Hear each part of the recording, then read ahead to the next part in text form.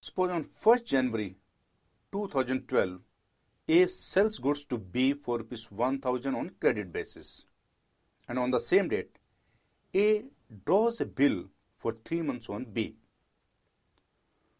On 1st February 2012, this bill was endorsed to C, and on 4th April 2012, I am to say due date, the bill was dishonored, and the noting charges were rupees 50. This bill has been endorsed to C. Now the question is, who can endorse the bill? It's a matter of common sense. The bill can be endorsed only and only by drawer. And in this question, the drawer is A. It means the bill has been endorsed by A to C. Means the bill has been passed on by A to C. Now the question is, how you can endorse the bill? Simply by physical delivery? No.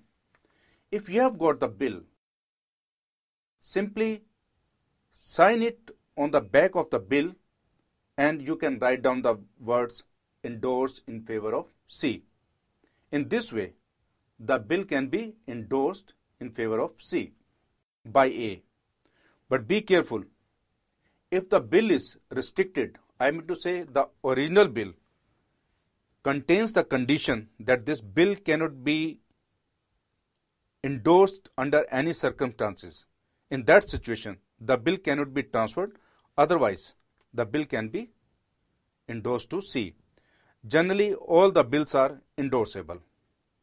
Anyhow, on due date, the bill was dishonored.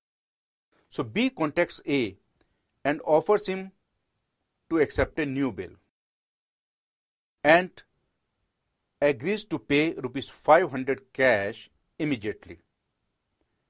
And for the new bill for 2 months, B also agrees to pay 12% per annum interest. Because if the new bill is written, I mean to say the bill is renewed or the new bill is accepted or drawn, the interest will get involved because this is the postponement of the payment by the drawee to the drawer. So interest was settled at 12% per annum. Be careful. Before drawing new bill or before accepting new bill, the journal entry of interest is passed. So on 4th of April 2012, A receives cash from B, rupees 500, and on the same date, A receives a bill from B, I mean to say new bill for 2 months, for rupees 500 plus 50 plus 10. Now what is 10? 10 is the value of interest to be received by A. If you calculate 12% per annum on 500 for 2 months, it will be rupees 10. So it means the new bill was drawn for 560, and on due date the bill was met. Means the bill was paid or the bill was honored, whatever you like. So let's draw journal entries. In the books of A, on 1st January 2012, B2 sales, and on the same date, I am to say 1st January 2012, BR to B, rupees 1000, and on 1st February 2012, the bill was endorsed. So C to BR, rupees 1000. On 4th of April 2012, the bill was dishonored. You know, if the bill is dishonored on the due date, A always debits B with the full value, full amount. Full amount means face value plus noting charges. So A gets the intimation from C that the bill has been dishonored and I have paid rupees 50. So this is the duty of A to pay 50 to C in future. So what will be the journal entry? B to C, and the amount will be 1050. This journal entry says B is debited in my books by 1050. It means B is my debtor by 1050, and to C.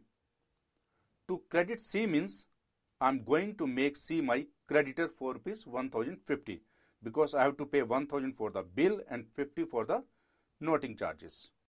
Now on the same date, 4th of April. A receives cash rupees 500, so journal entry will be cash account debit to B rupees 500.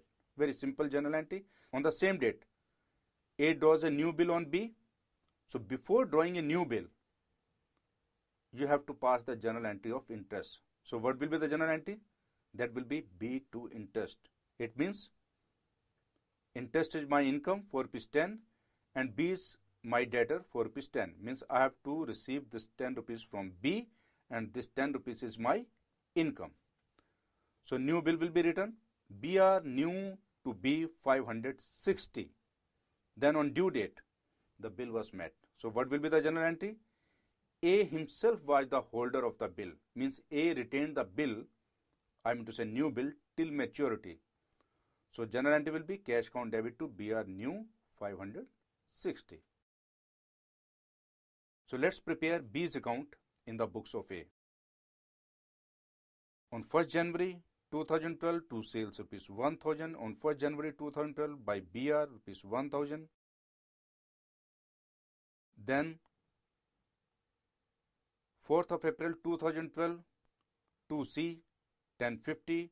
On 4th of April 2012 by cash rupees 500.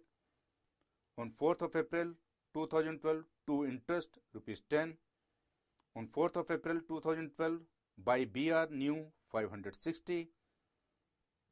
In this way, the total on both sides will be 2060. There is no balance CD or closing balance of B. What it means? It means the account of B is totally cleared. There is no closing balance. If there is any closing balance in personal account, it means that person is either debtor or creditor. But in this situation, account has been cleared, so there is no closing balance. Now let's make journal entries in the books of B. On 1st January, purchases account debit to A, and on the same date, A to BP, rupees 1000. On 1st February 2012, B gets the intimation from A that bill has been endorsed to C. B has nothing to do with this incident. So there will be no journal entry in the books of B for the endorsement. On due date, B couldn't pay the money of bill. So what will be journal entry?